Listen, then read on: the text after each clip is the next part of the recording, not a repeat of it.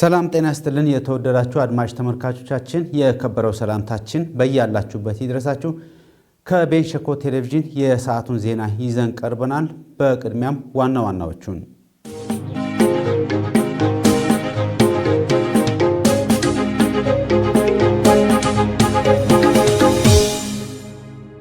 በፍርድ ቤቶች የሚስተዋሉ ችግሮችን በመለየትና ግብረ መልስ በመስጠት ፈጣንና ቀልጣፋ አገልግሎቶችን ተደራሽ ማድረግ እንደሚገባ የደቡብ ምዕራብ ኢትዮጵያ ሕዝቦች ክልል ምክር ቤት ዋና አፈ ጉባኤ አቶ ወንድሙ ኩርታ ገለጹ። ከመደበኛ የመማር ማስተማር ስራ ባሻገር በኢንተርፕራይዝ ዘርፍ ማህበረሰቡን ተጠቃሚ ለማድረግ አቅዶ እየሰራ እንደሚገኝ የሚዛን ግብርና ትምህርት ስልጠና ኮሌጅ አስታወቀ። ተቋማት ወቅታዊና ጥራቱን የጠበቀ የመረጃ ስርዓትን በመዘርጋት ለክልሉ ሁለንተናዊ እድገት የድርሻቸውን እንዲወጡ ተጠየቀ።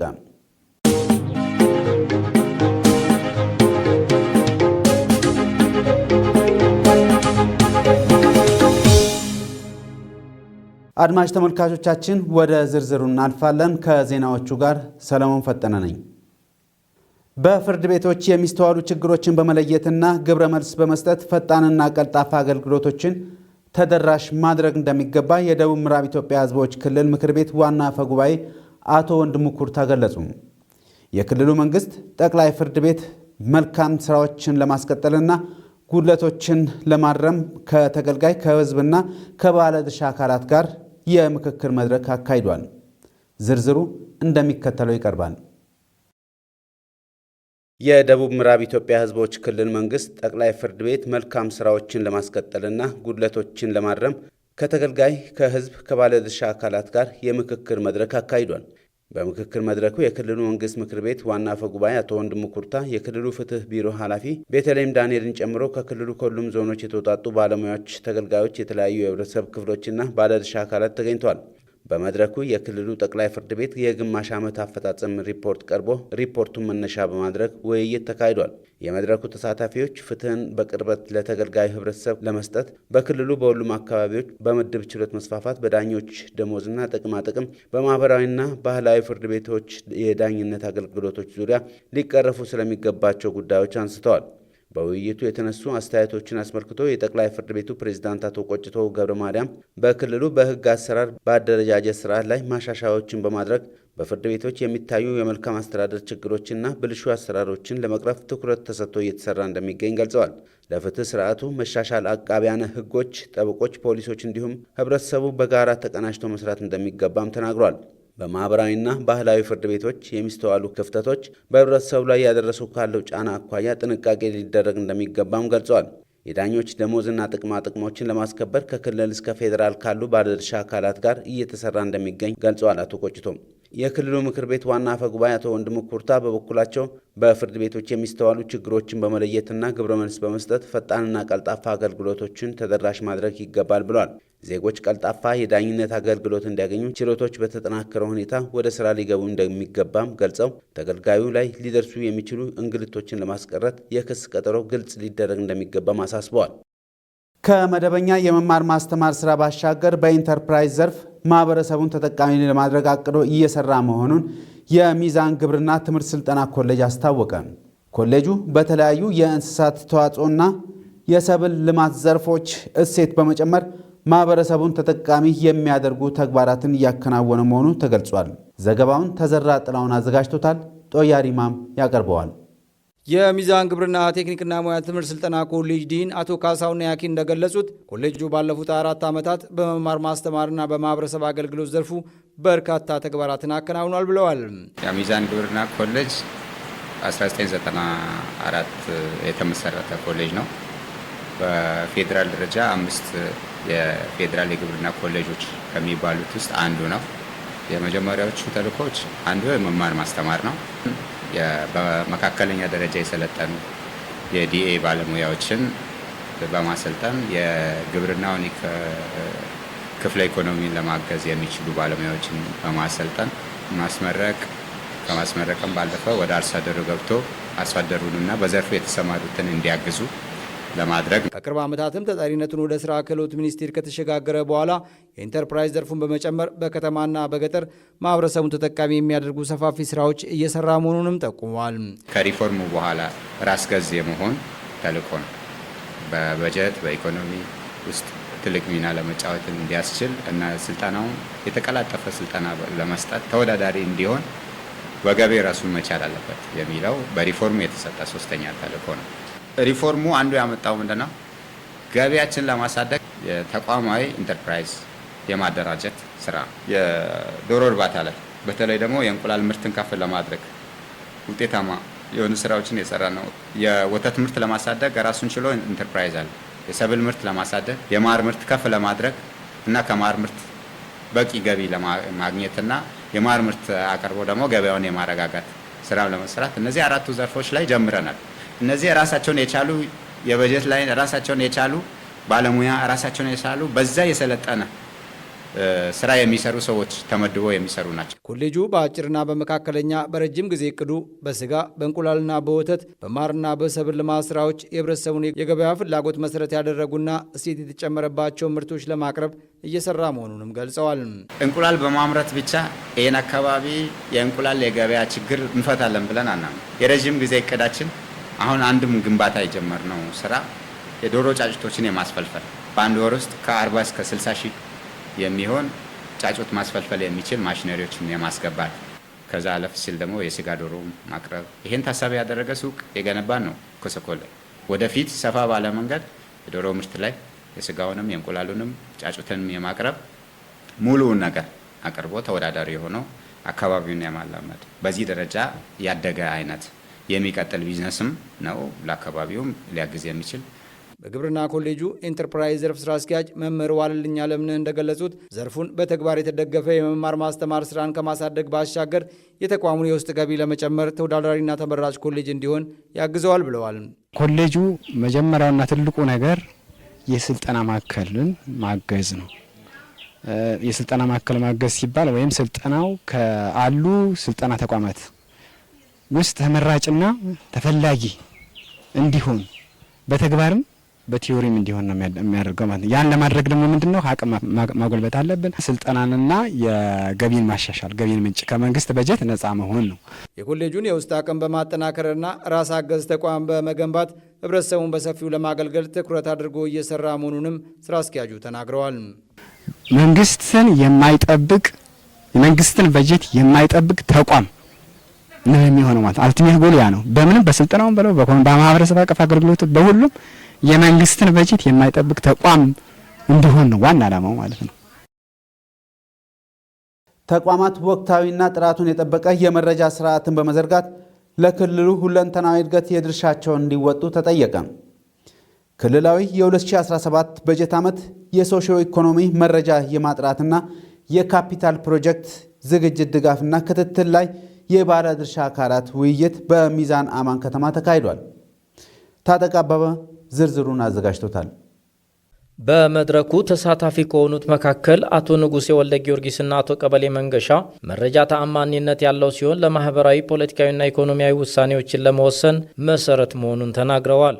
ማህበረሰቡን እርካታ ከማረጋገጥ አኳያ የመረጃ ተአማኒነት ወሳኝ በመሆኑ መረጃው ደግሞ ተደራሽ እየሆነ ያለው ለማህበረሰቡ ነውና ይህንን ማህበረሰብ ወቅታዊ መረጃና ጥራት ያለው መረጃ ተደራሽ ከማድረግ አኳያ የሚቀርቡ መረጃዎች በአብዛኛው ወቅታዊ ያለመሆናቸው በአብዛኛው ቢሮዎች ደግሞ በክፍተት የታየ ሁኔታ አለ።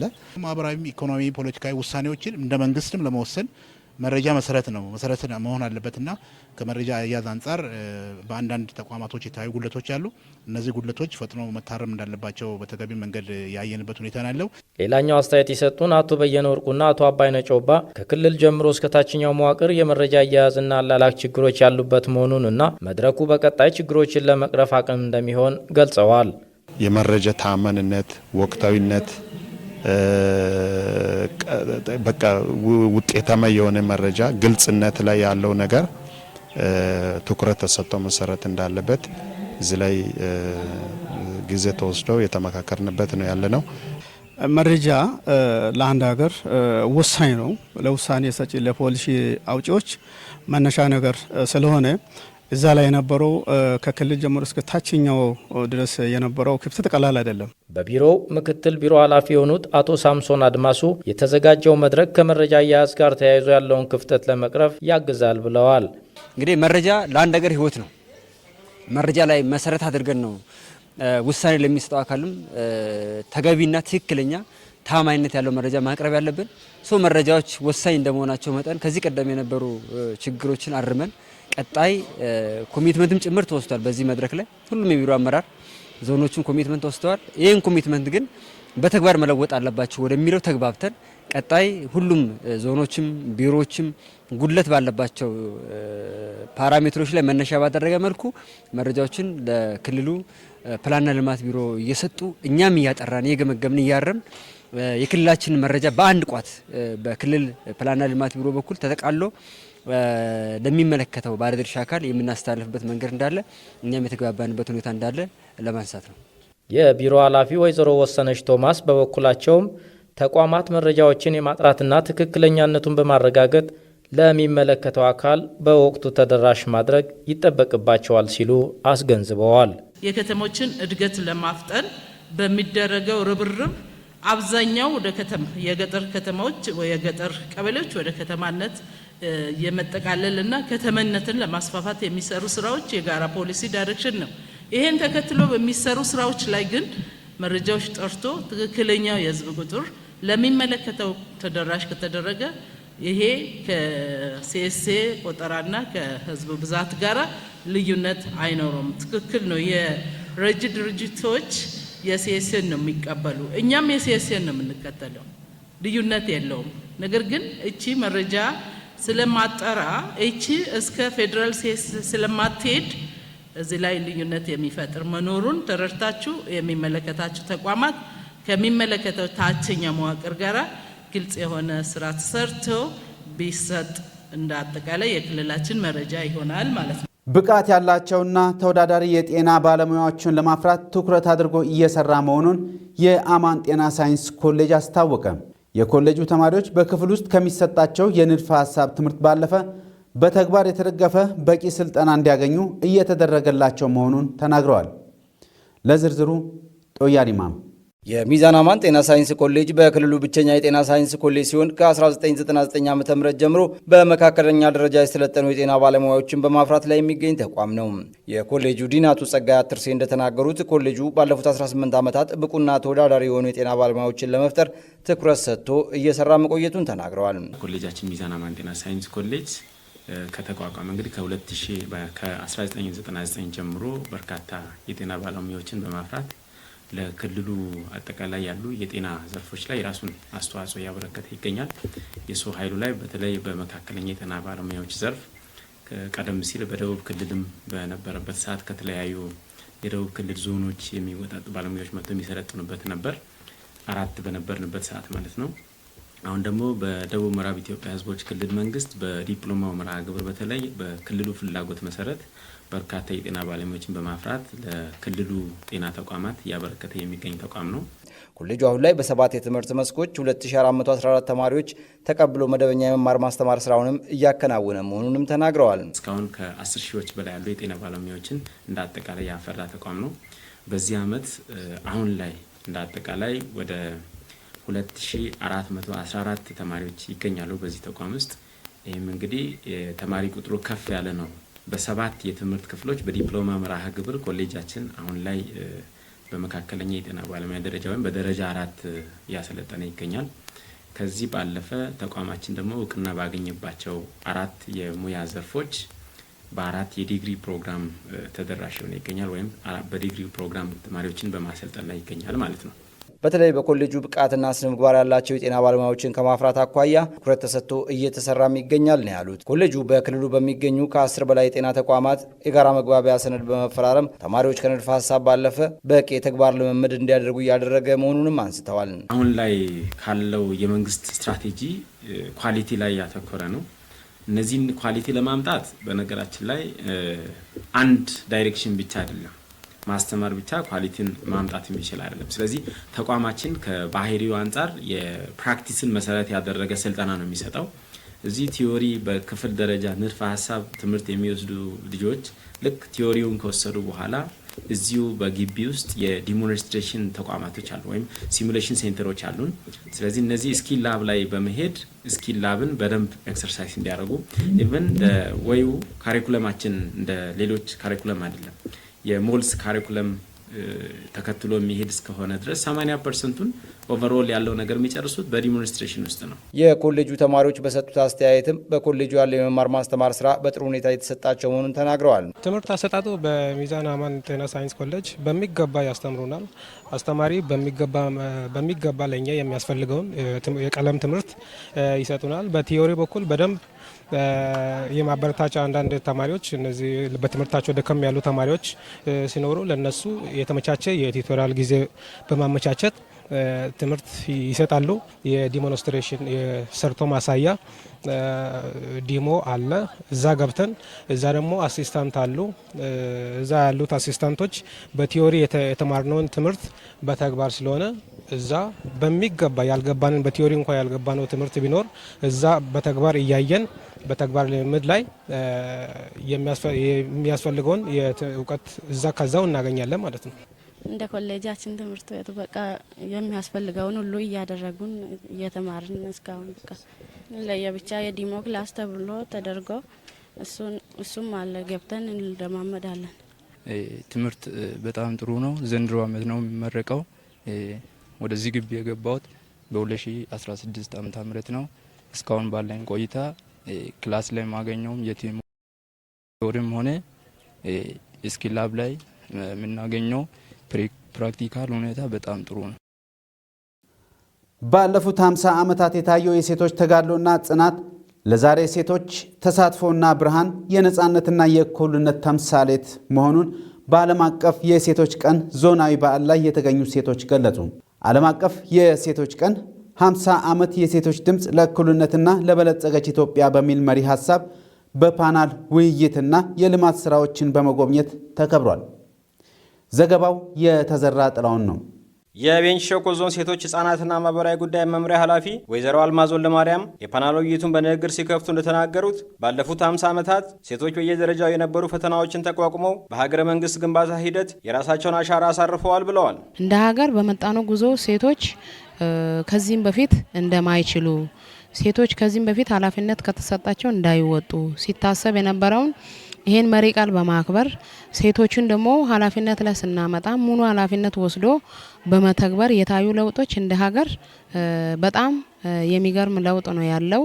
ከዛም አልፎ ስንመጣ ሴቶችን እስከ 50% በኃላፊነት በኢኮኖሚም ይሁን በፖለቲካ ዘርፉም በማህበራዊ ዘርፉም ተጠቃሚ ለማድረግ አሁን ባለው እየተሰሩ ያሉ ስራዎች በጣም ለውጥ እያመጣ ነው ያለው። በቤንች ሸኮ ዞንም የሴቶች የአመራርና የውሳኔ ሰጪነት ሚና እያደገ መምጣቱን ተናግረዋል። በዞናችንም ስንመጣ ደግሞ የተለየ ለውጥ ነው ያየ ነው። አሁን ባለነው በዚህ በብልጽግና ፓርቲ ደግሞ የተለየ ለውጥ የመጣው ሴቶች ፊት ወጥተው ውሳኔ ሰጪነት ላይ የተሻለ ውሳኔ በመስጠት ላይ የታዩ ለውጦች አሉ። ከዛም ወርደን ስንመጣ እንደ አጠቃላይ በትምህርትም ስንሄድ በርዕሰ መምህራን፣ በፍርድ ቤትም ስንሄድ በፕሬዝዳንትነት፣ በአቃቤም ስንሄድ እንደ አጠቃላይ ባሉ ቦታዎች ላይ እስከ 42% 50% ለመድረስ ጥቂት የቀረው ስራዎች እየተሰሩ ነው ያለውና የሚዛን አማን ከተማ አስተዳደር ሴቶች ህጻናትና ማህበራዊ ጉዳይ ጽህፈት ቤት ኃላፊ ወይዘሮ ትዕግስት ለማ በበኩላቸው ሴቶች በማህበራዊ ኢኮኖሚያዊና ፖለቲካዊ መስኮች ተሳታፊና ተጠቃሚነታቸው ያደገ መምጣቱን ጠቁመዋል። ዛሬ በከተማችን የሚገኙ ሴቶች በኢኮኖሚው ዘርፍ በጥቃቅንና አነስተኛ ተደራጅተው በመነሳት ወደ ከፍተኛ ኢንቨስትመንት በመሸጋገር ላይ ይገኛሉ። በተለይም የኢንዱስትሪውን ዘርፍ በመቀላቀል የሚስማር ፋብሪካ በመገንባት በግዙፍ የጨርቃጨርቅ ዲዛይን ስራዎች፣ በከተማ ግብርና፣ በሌሎችም ዘርፎች የከተማችንን የኢኮኖሚ እንቅስቃሴ በመደገፍ ረገድ የማይተካ ሚና እየተጫወቱ ይገኛሉ። በመድረኩ ከተሳተፉ ሴቶች መካከል የቸሩ ሚስማር ማምረቻ ባለቤት ወይዘሮ አስመረች ቸሩና የማራናታ የወንዶችና የሴቶች የውበት ማሰልጠኛ ኮሌጅ መስራችና ባለቤት ወይዘሮ ሮማን ሳሙኤል እንደተናገሩት ሴትነት ብዙ ውጣ ውረድና ፈተናዎች ቢኖሩበትም የዓላማ ጽናት ካለ ካሰብንበት ቦታ መድረስ እንችላለን ብለዋል። አሁን ለመጣውበት ትልቁ የከፍት እርባታ ነው ስሰራ የነበረው። ከከፍት እርባታ በግ ድለባም ሰርቻለሁ። ከዛን ነው ወደዚህ ወደ ብረት የተሸጋገርኩት። ያው ትልቅ ህልም አለኝ። አሁን ያለውበት ላይም እቀጥላለሁ እንጂ ወደ ኋላ የምመለስበት መንገድ ላይ ነው። ቻሌንጅ አለ፣ ችግር አለ።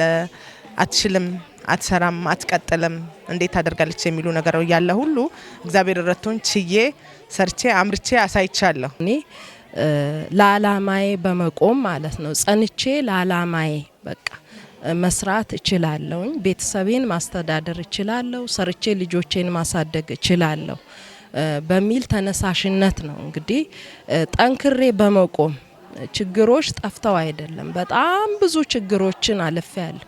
ህይወት እስከ ማጣት የሚያደርሱ ማለት ነው። እንግዲህ ያንን ተቋቁሜ ያለፍኩት እችላለሁ በሚል መንፈስ ነው።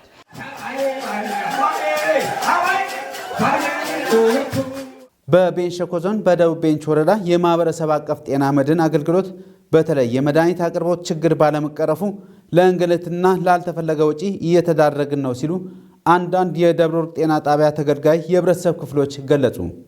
ችግሩ የተፈጠረው የበጀት ዓመቱ የመድኃኒት አቅርቦት ግዢ እቅድ አቀራረብ ችግር ጋር ተያይዞ የተፈጠረ ክፍተት መሆኑን ጤና ጣቢያው አስታውቋል። ዝርዝሩ እንደሚከተለው ይቀርባል። በጤና ጣቢያው አግኝተን ያነጋገርናቸው የህብረተሰብ ክፍሎች እንደተናገሩት የማህበረሰብ አቀፍ ጤና መድህን አገልግሎት ከ2016 ዓ.ም ጀምሮ ተመዝግበው ክፍያ በመፈጸም እየተገለገሉ ይገኛሉ። የጤና መድህን መታወቂያ በመያዛቸው ድንገት ራሳቸውም ሆኑ ቤተሰቦቻቸው ቢታመሙ እንደሚያሳክሙበት ገልጸው ከበድ ያሉ በሽታዎችና አደጋዎች ሲገጥሟቸው እና ሪፈር ሲደረጉም እንደሚገለገሉበት ነው የገለጹት። የጤና መድን መታወቂያ ከ2016 ጀምሮ አውጥቼ የተጠቀምኩ ነው ያለሁት። በቤቴ ውስጥ 3 እና 2 ቤተሰቦች በአንድ ሲታመሙ ጤና መድን ባይኖረኝ በጣም ከባድ ችግር ይገጥመኝ ነበረ። አሁን ግን ማጤማ መታወቂያ ስላለኝ ሳልሳቀቅ አምድቼ እያሳከምኩ እኖራለሁኝ። የጤና መድህን አገልግሎቱ በጣም ጥሩ ነው፣ እየተጠቀምንበት ነው። ከዚህም ወደ ሆስፒታል ሪፈር ተደርገን ስንሄድ እንጠቀምበታለን። በጣም ታመን ስንተኛም አልጋ አንከፍልም። ምግብም እንደዚሁ ያለ ክፍያ ለታማሚ እየተሰጠ ነው እየተጠቀምና ያለ ነው። መታወቂያ ይዘን ከመጣን በአግባቡ ያስተናግዱናል። ቀበሌ ላይ 1500 ብር ከፍለን መታወቂያ ተሰጥቶን እየታከምንበት ነው ያለ ነው። በማህበረሰብ አቀፍ ጤና መድህን አገልግሎት አሰጣጥ ደስተኞች ቢሆኑም ከመድኃኒት አቅርቦት ጋር ያለው ችግር አሁንም ባለመቀረፉ ለእንግልትና ላልተፈለገ ወጪ እየተዳረግን ነው ሲሉ ተናግረዋል። እንጠቀምበታለን። ጤና መድን ጥሩ ነው፣ ግን ምንድነው ተመርምረን መድኃኒት ሲታዘዝ ማስታገሻ ብቻ ነው ከጤና ጣቢያው እየተሰጠን ያለው። የወባ መድኃኒት ሲታዘዝ የለም ውጭ ግዙ ነው የምንባለው። ግለሰብ ጋር ሄደን ስንጠይቅ 2 እና 3 ሺህ ብር ነው የምንጠየቀው። ላልተፈለገ ወጪ እየተዳረግን ነው። በዚህ ምክንያት ነው ሰው ጤና መድህን መታወቂያ አውጡ ሲባል የሚሸሸው። እዚህ መተን ካርድ አውጥተን ተመርምረን መድኃኒት ልንገዛ ክፍያ ላይ ስንደርስ ማጤማ አለ ብለው ሲጠይቁ አለ ካል መድኃኒት የለም ብለው ወደ ውጭ ነው የሚጽፉት። የለም ካል እዛው ክፍሉ መድኃኒት ይሰጣል እና ማጤማ መታወቂያ ያለው ውጭ ነው መድኃኒት እየገዛ እየተቸገረ ያለው። በደቡብ ቤንች ወረዳ የደብረ ወርቅ ጤና ጣቢያ ኃላፊ አቶ ሰለሞን ሀብታሙ በበኩላቸው በጤና ጣቢያው ለማህበረሰብ አቀፍ የጤና መድን አገልግሎት ተጠቃሚዎች ቅድሚያ ሰጥተው እንደሚያስተናግዱ ነው የገለጹት። እንግዲህ ደብረ ወርቅ ጤና ጣቢያ ከማጤማ ተቋም ጋር ወይም ከጤና መድን ተቋም ጋር ውል ገብቶ አገልግሎት ለማህበረሰቡ እየሰጠ ይገኛል። አሰጣጡም ያው እንደ ጤና ጣቢያው የራሱ የሆነ አንድ ለማጤማ ብቻ ተብሎ ማጤማ ተጠቃሚዎችን ብቻ ለማስተባበር የሚያስተባበር ባለሙያ እንዳለን። ለዚህ እነሱ ምን ይደረጋል? ማጤማ አስተባባሪዎች ሲመጡ በመለየት 2 ካርድ ቤት ላይ 2 መስኮት አሉን። እነሱ ለአንዱ ለማጤማ አንዱ ደግሞ ማጤማ ላልሆነ ተብሎ ይሄም የተደረገው ቅድሚያ ለማጤማ ለመስጠት ነውና ለዚህ ማጤማ ያሉትን በአንድ መስኮት ቅድሚያ ተሰጥቷቸው አገልግሎት ካርድ ያገኛሉ። ካርድም ሲወጣ ደግሞ ይሄ አስተባባሪ የተባለው ምን ያደርጋል? የማጤማ ካርድ የሆነው ነው የማጤማ ካርድ ያልሆነው ላይቶ ደግሞ እዛ ኦፒዲ ላይ ወይም ተመላላሽ ክፍል ላይ ወይም ኢመርጀንሲ ላይ ተለይቶ ነው የሚገባው። የመድኃኒት አቅርቦት ችግር የተፈጠረው በበጀት ዓመቱ ለመድኃኒት አቅራቢ ድርጅት የቀረበው የመድኃኒት ግዢ እቅድ ጋር ተያይዞ የተፈጠረ ክፍተት መሆኑንም ተናግረዋል። የመድኃኒት እጥረቶች ሊኖሩ ይችላሉ። በነገራችን ላይ 100% አለ ብዬ አላምንም፣ ግን ሊኖሩ ይችላሉ። አሁን ካሉት መድኃኒቶች አሁን እኛ መድኃኒት አቅርቦት ላይም ባለፈው አመት ላይ በታቀደው እቅድ ላይም ትንሽ ክፍተት ነበረው። ስለዚህ በዛው ልክ ደግሞ ኢብሳ ላይ ሄደን ማግኘት አልቻልንም። ስለዚህ ይሄን ታሳቢ አድርገን ደግሞ እኛ እዚህ ሚዛን ላይ እስከ 300 ሺህ ብር መድኃኒት ገዝተናል። እዛ ኢብሳ ላይ ወደ 470 ምናምን ሺህ ብር ገዝተናል። እዛ ላይ ስናመጣ እነዚህ በጣም አስፈላጊ የምንላቸው ግብዓቶች የሉም። እሱም ችግር የተፈጠረው መጀመሪያ እቅድ ላይ ነው ስለተባለ እሱን ቀጣይ ተነጋገርን እስከምናስተካክል ብለን የማህበረሰብን ጥያቄ ለመመለስ ያክል እዚህ ሚዛን ላይ ጨረታ አውጥተን ግዢ ፈጽመናል። ችግሩን ለመቅረፍ እቅዱን የማስተካከል ስራ መሰራቱን ተናግረው በዚህም በቀጣይ ችግሩ እንደሚቀረፍ አስታውቋል። አድማጭ ተመልካቾቻችን ከቤንች ሸኮ ቴሌቪዥን ሲቀርብ የነበረው የሰዓቱ ዜና በዚህ አበቃ። ለነበረን የአብሮነት ቆይታ ከልብ አድርገን እናመሰግናለን። ጤና ይስጥልን።